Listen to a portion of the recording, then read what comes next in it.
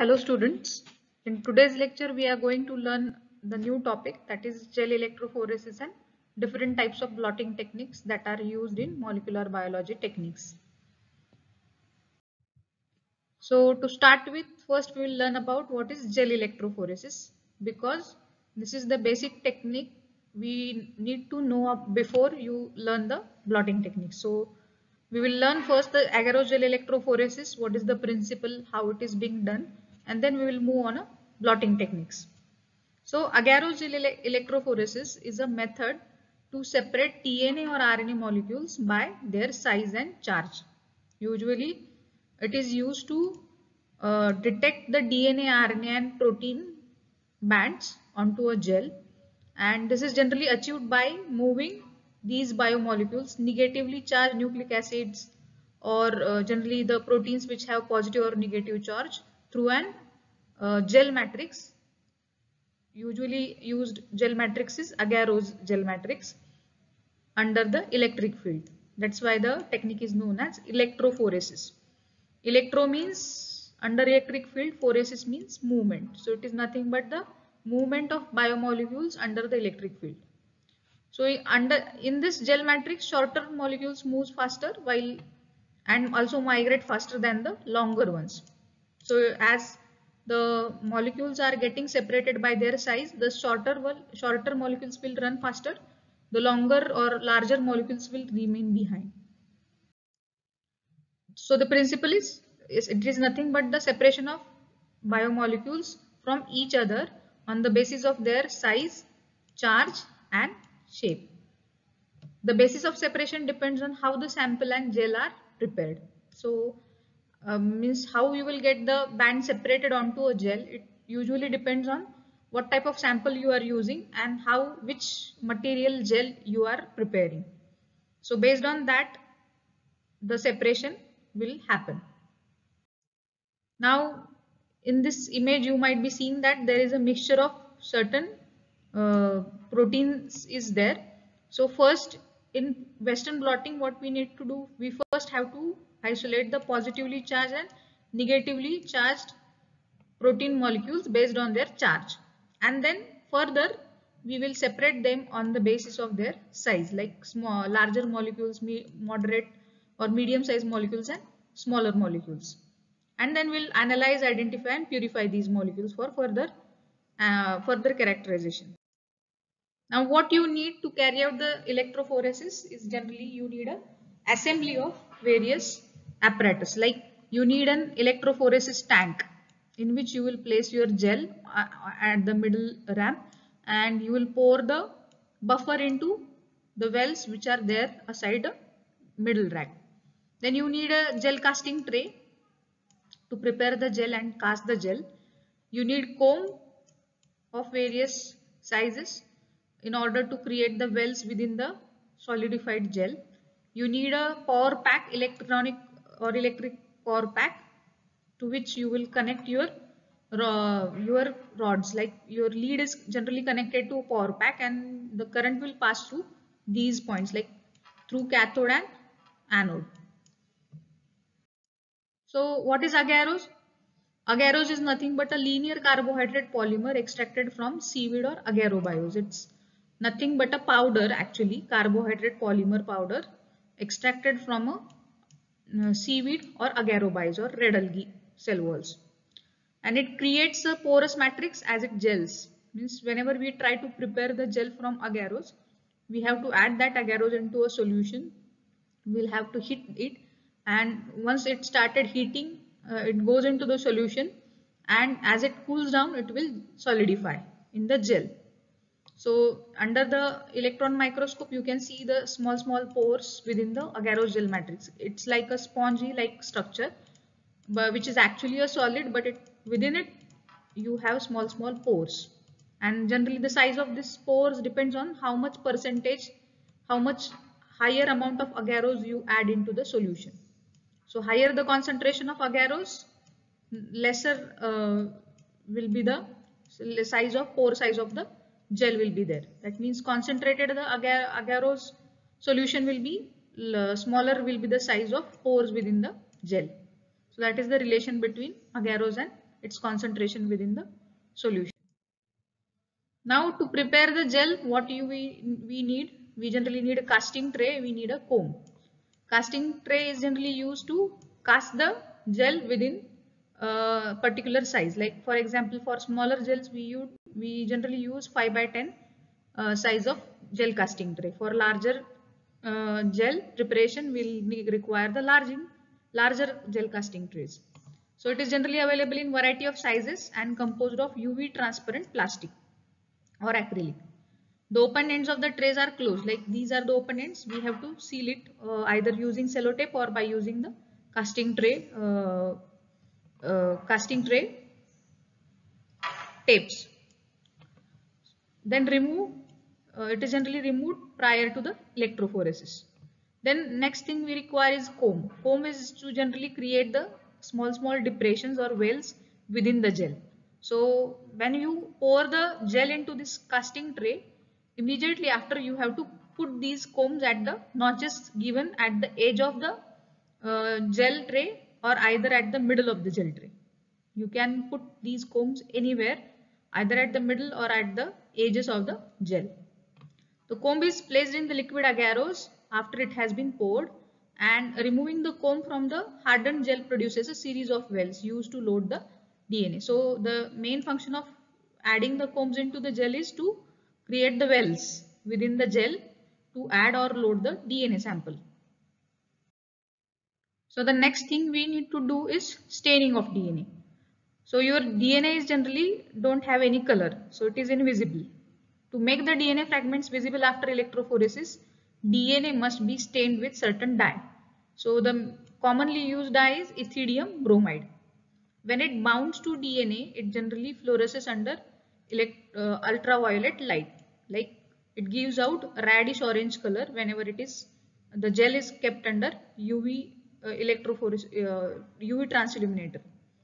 So it is very convenient to use because it can be added directly into the gel and at a very lower concentration, and it can detect the as small as amount of 0.1 microgram of DNA quantity present within your sample.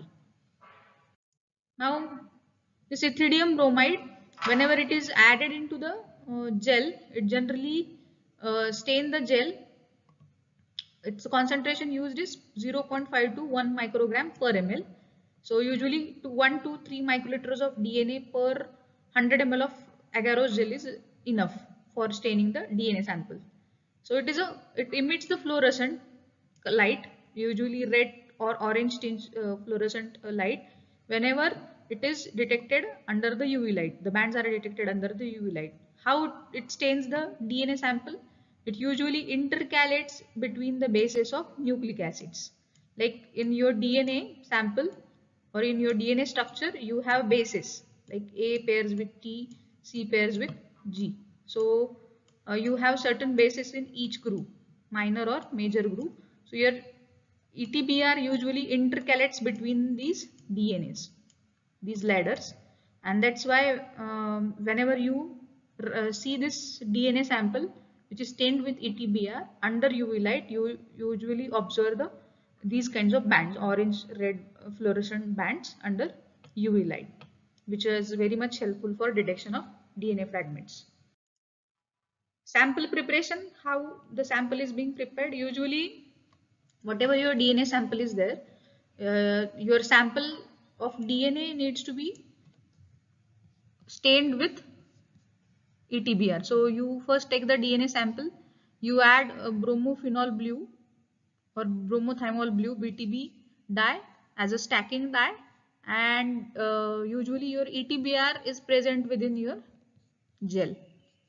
So the DNA along with BTB dye is loaded into the wells, respective wells. Okay. So whatever samples you have to load it into the wells before starting the electrophoresis. You also have to add the DNA ladder. So DNA ladder is nothing but it's a solution of DNA molecules of different length. You already digested the DNA sample with restriction enzyme, and it creates various sizes DNA bands. Like the size of this band is 10,000 base pair, then 8,000, 6,000, 3,000, 2,000, 1,500, 1,800, 600. Like evenly spaced DNA bands are there, which are already cut with restriction enzyme, and these known size DNA fragments were added in order to determine the size of your unknown DNA within the well. Like if your DNA band comes over here, so it is somewhere in between 5,000 to 4,000. So its size can be determined. Like here it can be determined like it could be 1,700. Here it could be somewhere in in the range of 700 base pairs. Here it could be the range between 250 base pairs. Likewise, this ladder is used to compare the sizes of your known DNA fragments with that of unknown DNA fragments. That's why it is also called as DNA marker or DNA ladder. Now, how you perform the electrophoresis? First, you have to prepare the agarose gel. So, what you need to do? You have to take the agarose. Okay, agarose generally taken in at the concentration of 1 gram per 100 ml. That will give you 1% agarose gel. So, you have to add the agarose into 100 ml of buffer. You have to heat it, then melt it, cool it, and you have to add the TBR into the agarose. Then this agarose gel, which is about to solidify, you have to pour this into a casting tray with the comb and allow to solidify. Then once your gel is solidified, you have to add the running buffer into the tank. You have to put the gel into tank and you have to load the sample, DNA samples and DNA marker within the gel. And once you have prepared your tank, you have to connect the tank electric points to the electric power pack, and you have to run the gel at a constant voltage until the band separation occurs. And once your bands are separated, properly separated, you can view the DNA under UV light box and you can get the results. So how DNA is being separated in the electric apparatus or electrophoresis apparatus? DNA is generally negatively charged. So we have to put the DNA or the wells or load samples at the negative end. And when it is placed in electric field, DNA will migrate towards the positive pole, that is anode, from cathode to anode. And agarose gel is used to slow the movement of DNA and separate it by size. So voltage, how the voltage is calculated? If we increase the voltage, the DNA will move faster. That is the rate, higher rate of migration will be there. Higher the voltage, the more quickly gel runs. But there is also one drawback is there, that if voltage is kept very high, then gel will generally melt down because of higher temperature. That's why you have to keep the moderate voltage. Generally, the best separation will apply the voltage at no more than 5 volt per centimeter gel length. For example, this gel length is generally 10 centimeter. So you will apply the 50 voltage. Okay, 50 voltage to run this gel under electrophoresis. Now, how fast DNA will migrate into this gel? So generally it depends on the size. So smaller the size of your DNA, it will run fast. The smaller fragments will run fast and they will move further. While larger DNA being bulkier, it will remain behind, and the bands will be towards the well, towards the cathode, not towards the anode. The smaller bands will be towards the anode electrode. Hey guys, quick biochemistry basics here. Let's talk about agarose gel electrophoresis.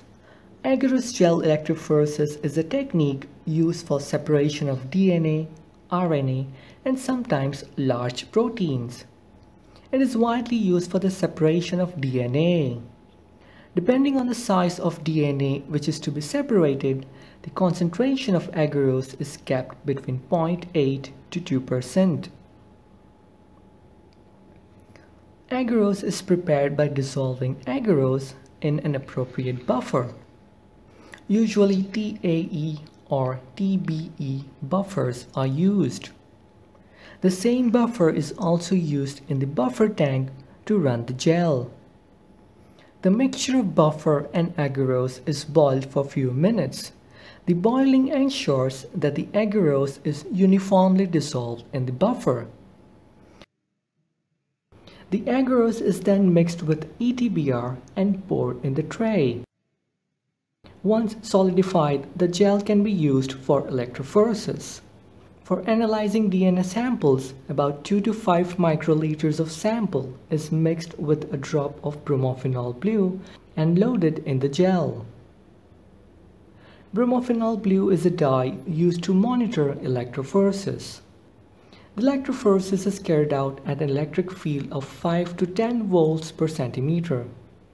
Remember, electric field is the applied voltage divided by the distance between the electrodes. The direction in which the DNA runs is from negative to positive. Once the run is complete, the presence of DNA can be visualized under UV transilluminator.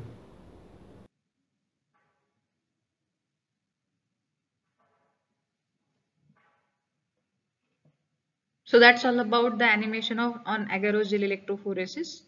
Now we'll move towards the Hey guys,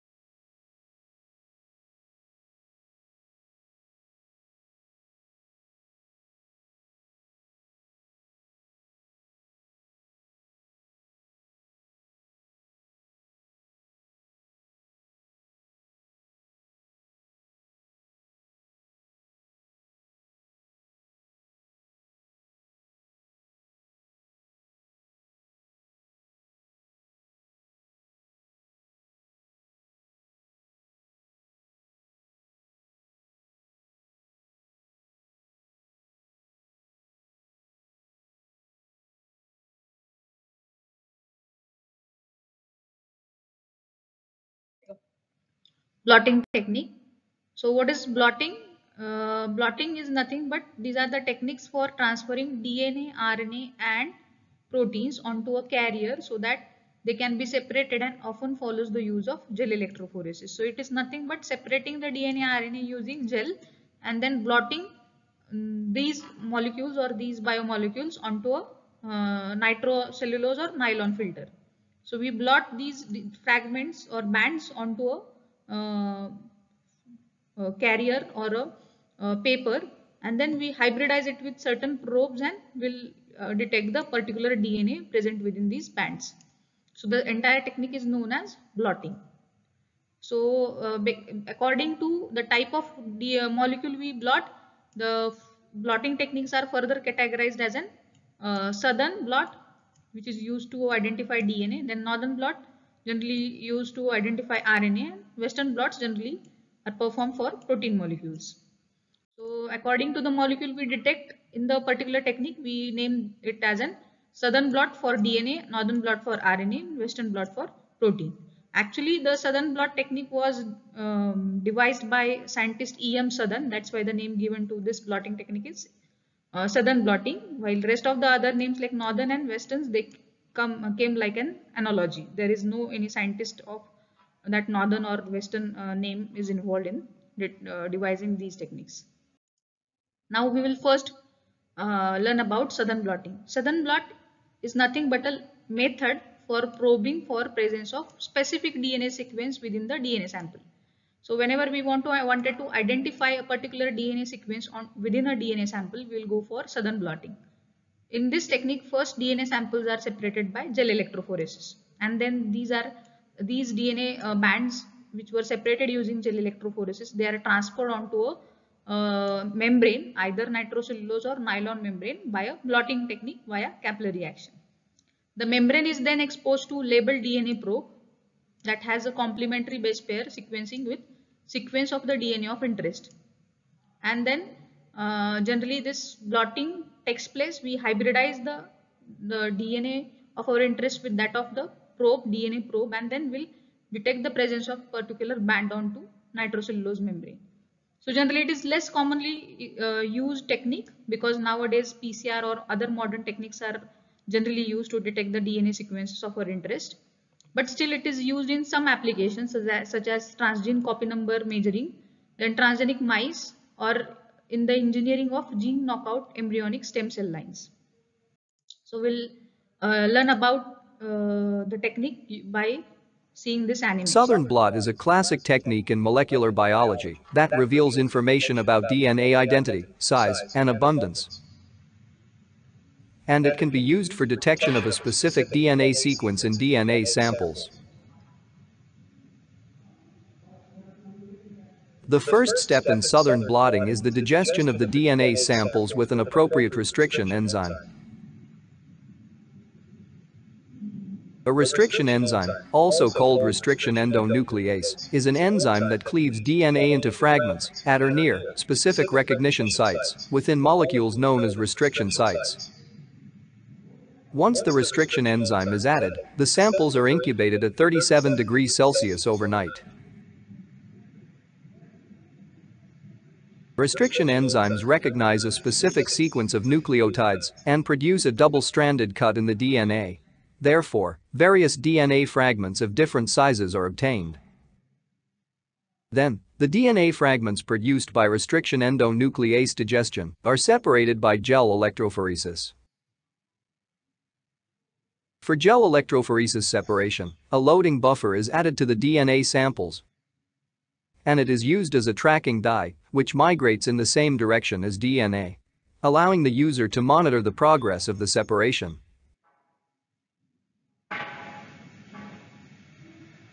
Agarose gel electrophoresis is most commonly used to separate mixtures of DNA fragments of varying sizes. During electrophoresis, a molecular weight size marker known as a DNA ladder is commonly used to determine the size of DNA fragments in the samples. The DNA ladder is added into well at one end of the gel. Once the molecular weight size marker is added, the DNA samples are loaded into wells. Then an electric current is applied to pull the samples through the gel. Based on their charge and size, the molecules will travel through the gel at different speeds, allowing them to be separated from one another. The phosphate backbone of the DNA molecule is negatively charged. Therefore, when placed in an electric field, DNA fragments will migrate to the positively charged anode.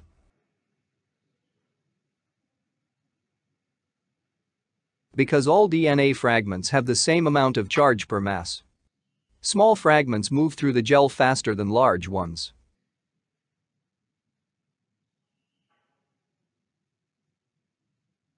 After the electrophoresis is complete, the molecules in the gel can be stained to make them visible. When the gel is stained with an intercalating dye such as ethidium bromide, the DNA fragments can be seen under UV light as bands, each representing a group of same-sized DNA fragments. After the separation of the DNA molecules, the double-stranded DNA fragments are denatured with an alkaline solution consisting of sodium hydroxide. The gel is soaked in the alkaline solution with gentle agitation. At an alkaline pH, hydroxide ions are predominant, consequently, guanine and thymine will be deprotonated and exist as negatively charged conjugate bases. This process breaks the hydrogen bonds between the oligonucleotides, causing the separation of the two DNA strands. After the denaturation treatment, the alkaline solution is removed. Then, a neutralizing solution is used to neutralize the pH of the gel. This allows for a more efficient transfer of DNA in southern transfers. While the gel is neutralizing, filter paper and membrane are prepared for southern blotting.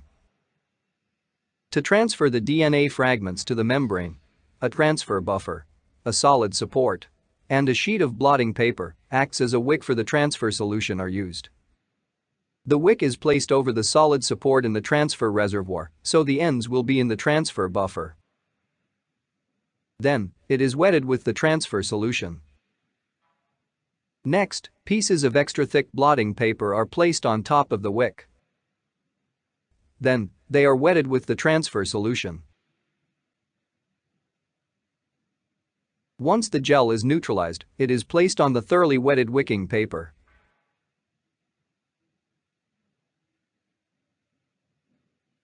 Then, a sheet of nylon or nitrocellulose membrane with the same size as the gel is pre-wetted with the transfer solution and placed on top of the gel. Next, pre-wetted pieces of extra thick blotting paper are placed on top of the membrane. The exposed areas of the wick are covered with strips of plastic wrap to prevent transfer buffer from bypassing the gel during the transfer process. Finally, a dry stack of paper towels is placed on top of the membrane and gel, then a glass plate is placed on top of these sheets paper with a weight to maintain tight contact between the gel and membrane. Buffer transfer by capillary action from a region of high water potential to a region of low water potential is then used to move the DNA from the gel onto the membrane. Consequently, ion exchange interactions bind the DNA to the membrane due to the negative charge of the DNA and positive charge of the membrane. The transfer is allowed to proceed overnight, then once it is completed, the blotting material and membrane are carefully removed from the gel.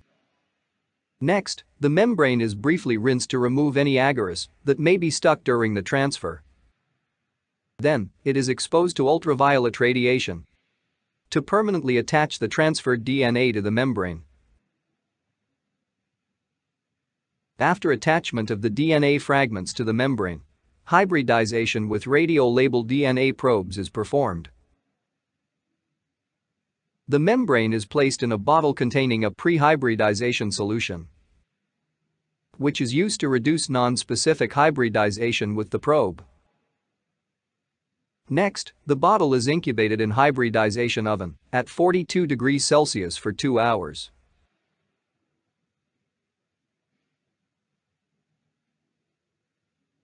Once the incubation is complete, the pre-hybridization solution is removed. Then, a hybridization buffer is added into the bottle.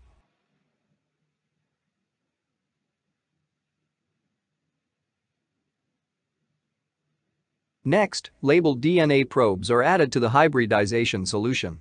The probes are fragments of DNA of variable length, which can be radioactively or fluorescently labeled.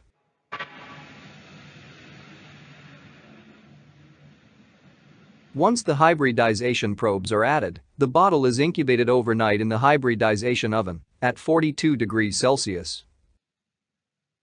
DNA contains a large quantity of phosphorus in the phosphodiester linkages between bases in the oligonucleotide chain. DNA can therefore be tracked by replacing its non-radioactive phosphorus with radioactive phosphorus 32.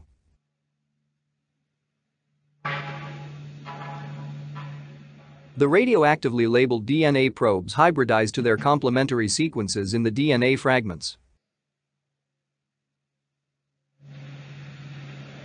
After the hybridization of each probe to its target sequence, the hybridization solution is removed. Next, a wash buffer is added into the bottle.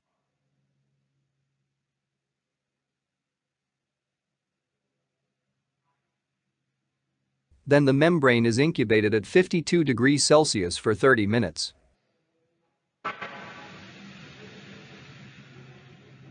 The washing process is repeated 3 times to remove unbound and weakly binding probe. After hybridization, an autoradiography method is carried out to identify the location of radioactively labeled DNA in the membrane.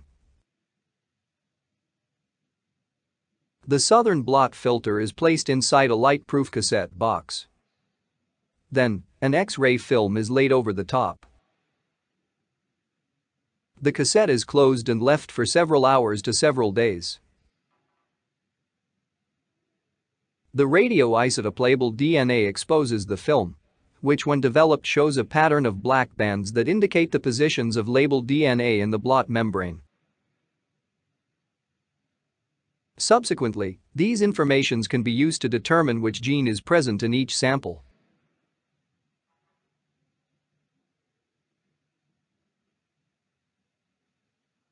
Also, the position of each gene can be identified in the gel. Consequently, after electrophoresis, bands of interest can be cut out from the gel so that each gene can be isolated for further analysis.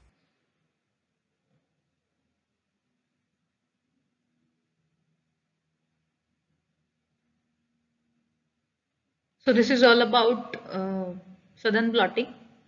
We'll Southern first blot is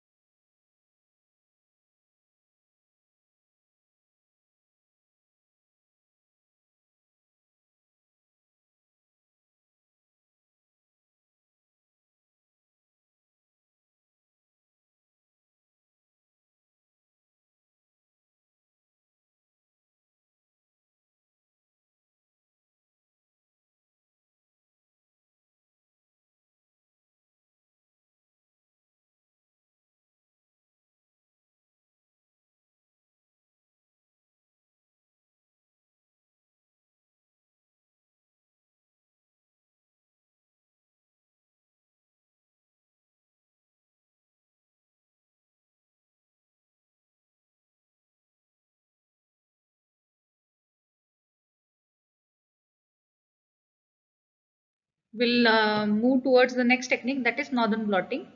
So the Northern blot is used to study the expression of patterns of specific type of RNA molecules as a relative comparison among the set of different samples of RNA. So generally this plotting technique is used to detect the presence of particular RNA bands within a sample. So generally RNA being negatively charged, it is separated based on the size and charge and is then transferred to a membrane and then probed with a labeled complement of sequence of interest. So in Southern blotting, we are doing the electrophoresis of DNA fragments. Here we will be doing the electrophoresis of RNA fragments. RNA being single stranded, they will require a very fine gel to be uh, separated on. So generally we require acrylamide, bisacrylamide kind of gel to generally perform the electrophoresis for RNA bands. Now the result may be visualized through a variety of ways depending on the labels used. Most results in the revelation of bands representing the size of RNA detected in the sample. The intensity of these bands is related to the amount of target RNA in the samples analyzed. So it is used to study when and how much gene expression is occurring by measuring how much of that RNA is present in the different samples. So generally it is used to measure the gene expression also within particular cells or cytoplasm of those cells. One of the most basic tools in determining at what time and under what conditions certain genes are expressed in the living tissue. So majorly Northern blotting is the technique which actually measures the gene expression within particular type of tissue or cells.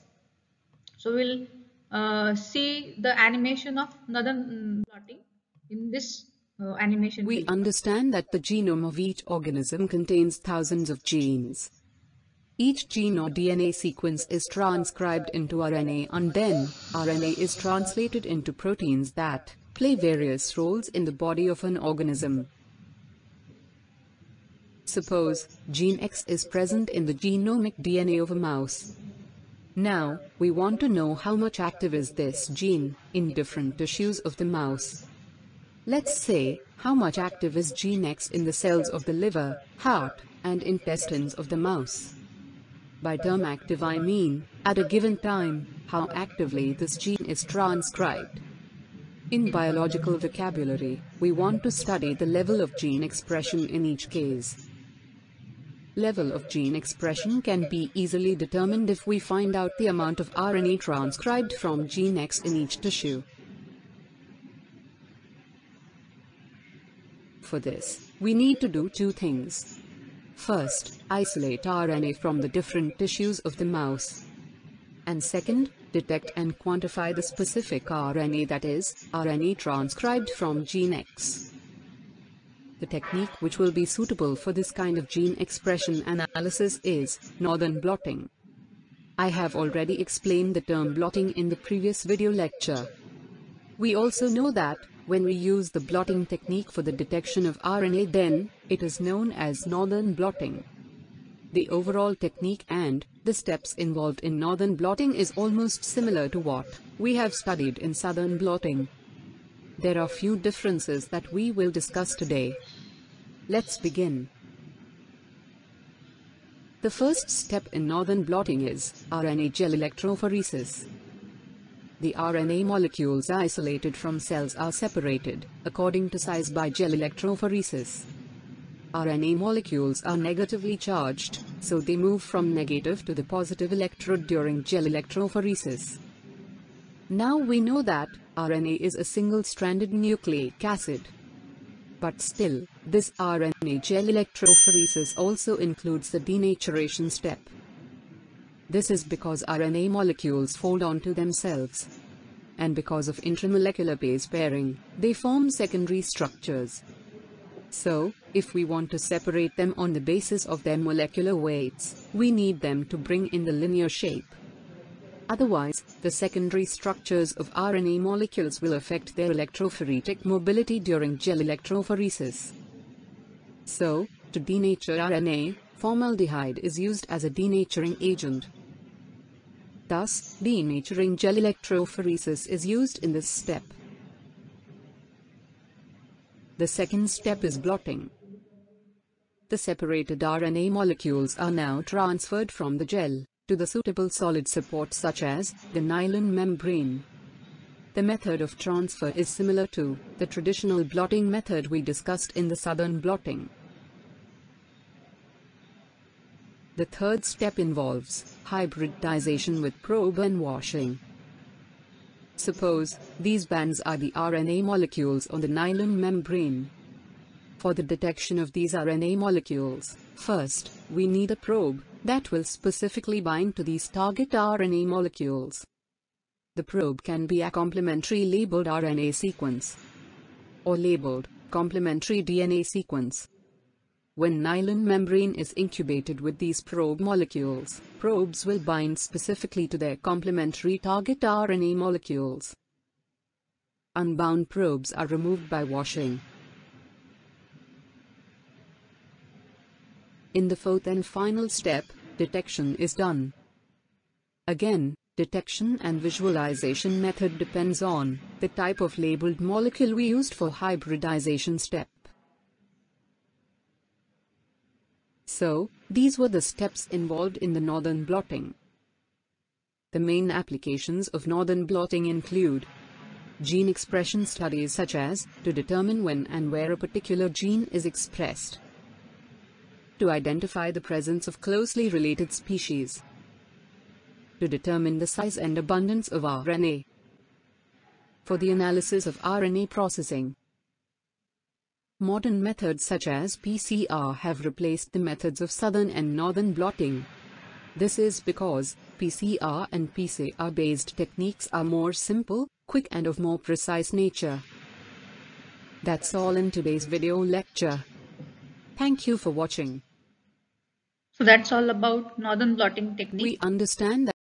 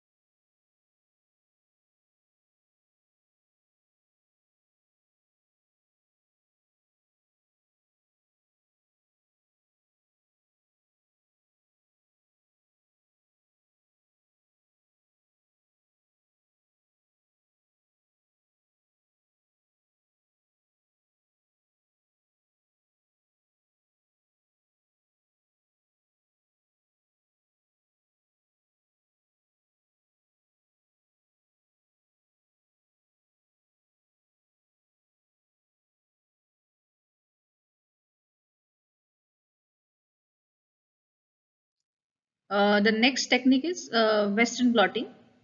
In Western blotting, the proteins are generally separated by size in a thin gel sandwiched between two glass plates in a technique known as SDS page sodium dodecyl sulfate polyacrylamide gel electrophoresis. It is also called as SDS page electrophoresis. So this is the electrophoresis which is carried out vertically up to down. So in our earlier electrophoresis, we are performing the submarine or horizontal kind of gel electrophoresis, and we used to separate the DNA and RNA bands horizontally. But in Western blotting, we have to separate it vertically. So it is also called as vertical electrophoresis, and the gels used here are SDS page. So the proteins in the gel are then transferred to nitrocellulose or nylon or other support membrane. First we have to carry out the gel electrophoresis, then we have to transfer the gel using blotting technique, and this membrane when gets transferred with the bands, it is then probed with solution of antibodies, and antibodies specifically bind to the protein of interest and visualized by a variety of techniques including colored products, chemiluminescence and autoradiography. So here the detection method is somewhat different than compared to DNA and RNA, as the molecules being protein, they generally attach to antibody molecules, and usually antibody molecules used as a probes here, and they are generally labeled using color, enzyme product or a chemical molecule which is luminescing, or by using an autoradiography if we are using any radio labeled probe. So antibodies are labeled with enzymes. When a chemiluminescence substrate is exposed to enzyme, it allows the detection. Using Western blotting techniques allows not only detection but also the quantitative analysis of protein bands. So we'll learn about it through a animation. When working with proteins, one cannot get around the technique called protein immunoblot, or simply the Western blot. Western blotting is a method to confirm the presence of a specific target protein in a sample. Before the analytical technique Western blot comes into play, everything starts with an SDS page. Upon treatment with SDS, all proteins in a sample are denatured and covered by negative charges. The proteins have a similar mass to charge ratio and travel through the gel to the positively charged anode. This allows to separate proteins according to their molecular weight. After staining the polyacrylamide gel, protein bands become visible. Marker proteins as a reference help to determine the molecular weight of proteins in the sample. This band here, for example, contains proteins with a molecular weight of approximately 60 kilodalton. However, that will not reveal which proteins are present in this sample. It could be the protein of interest, which has a molecular weight in this range, but the band could have also been caused by other proteins. To confirm the presence of a specific protein, a Western blot has to be performed. The detection of the protein of interest is based on antibodies, designed to exclusively bind epitopes of the target protein. The Western blot setup starts with the gel, containing the separated proteins. This is placed on top of a membrane, often a nitrocellulose membrane.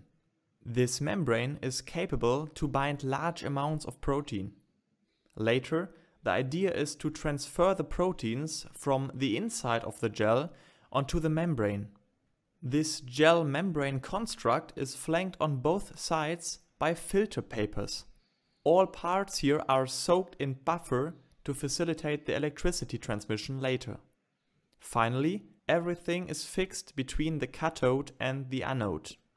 The electric current pulls the negatively charged proteins, which are located in the gel, to the positively charged anode. This transfers the proteins onto the membrane. From now on, the membrane has to be incubated several times. The first step includes blocking. Therefore, the membrane is incubated with milk or BSA. Blocking should prevent antibodies from unspecifically binding to the membrane or to other proteins. After blocking, the membrane can be incubated with the primary antibody. This antibody should be selected to only bind to the protein of interest.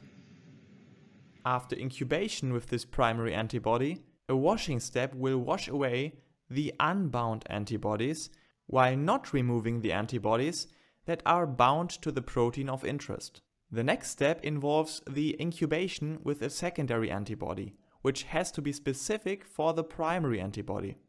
After washing, only those secondary antibodies remain which are bound to the primary antibody. The detection of the protein of interest is the last step in Western blot analysis.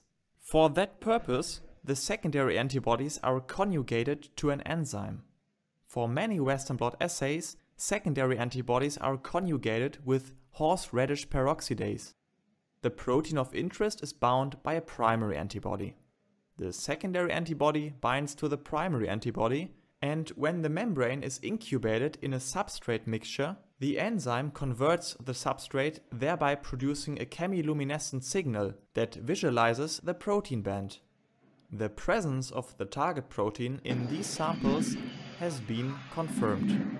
Make sure to subscribe to stay updated for new videos, and please like this video if it was helpful to you. Thanks. So that's all about Western blotting.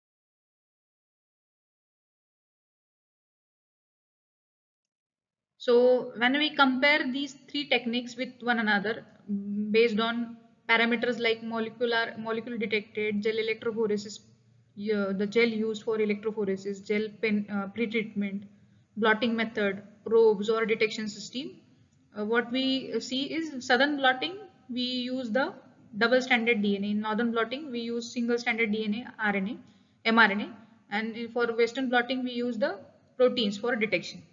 Now, which type of gel is used? In southern blotting, we use agarose gel. In northern blotting, we use formaldehyde agarose gel. While in western blotting, we use the polyacrylamide or bisacrylamide gel. Then in southern blotting, we have to do the denaturation, neutralization or depurinization in order to separate the double-stranded DNA. In northern blotting, the RNA being single-stranded, we don't have to do any pre-treatment. And in western blotting also, we don't need to do any pre-treatment. In blotting methods, capillary transfer technique is used in southern blotting. In northern blotting also capillary transfer is used, but in western blotting we use the electric transfer for transferring the bands from gel onto membrane. Then probes used in southern blotting are generally DNA radioactive or non-radioactive probes are used. In northern blotting we either use cDNA or RNA non-radioactive probes, while in western blotting we use the primary antibody as an probes.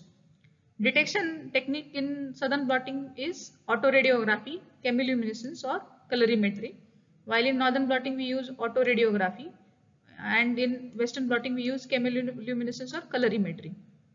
And the membrane type of membrane used in southern blotting is nitrocellulose membrane.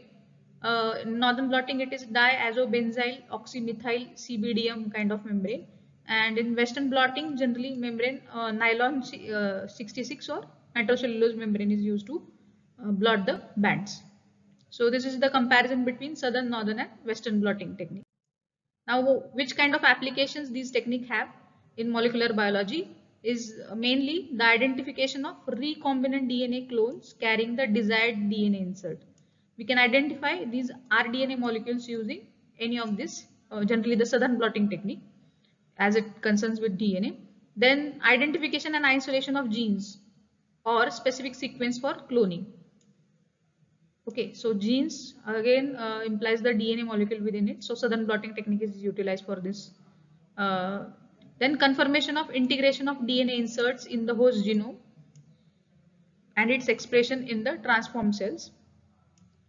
Then development of RFLP maps, DNA fingerprinting for identification of plant varieties, criminals, parental relationships. Like southern blotting is also a part of DNA fingerprinting technique. That's why some of the steps of southern blotting are used in DNA fingerprinting. That's why it is used in identification of various plant varieties, whether they are wild varieties or table varieties or same kind of varieties or different kinds of varieties. Also the identification of criminals, then parental relationship, dispute age, etc. Then accurate diagnosis of diseases caused by parasites, pathogens or detection of viruses. For this also we use the blotting techniques, and for the preparation of genome maps of eukaryotic including the man. Northern blot is generally used for identifying the gene expression in particular tissue or particular cell or particular organ, while in western blotting it is generally used to study the proteins. So all these are the applications of blotting techniques. So here we will stop. This is all about the topic blotting techniques. Thank you very much.